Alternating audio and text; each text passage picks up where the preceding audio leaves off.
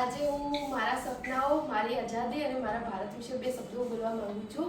સૌપ્રથમ આપ સૌને સ્વતંત્રતા દિવસની હાર્દિક શુભકામનાઓ.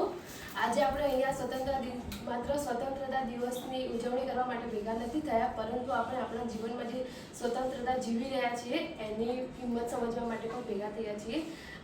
સૌપ્રથમ જ્યારે આપણે આઝાદી શબ્દ સાંભળીએ ત્યારે આપણને પહેલો આપણો દેશ યાદ આવે, પરંતુ મારી મતે આઝાદી એટલે પોતાનું જીવન જીવવાની રીત, અલગથી પસંદગીની જીવન જીવવાની રીત. આઝાદી એટલે ફક્ત માત્ર 15મી ઓગસ્ટ, તિરંગો અને દેશભક્તિ ગીતો નહીં, પરંતુ પોતાનું જીવન પોતાની રીતે જીવવાની રીત, પોતાના વિચારો વ્યક્ત કરવાની રીત અને પોતાની પસંદગીના સપનાઓ જોવાની રીત.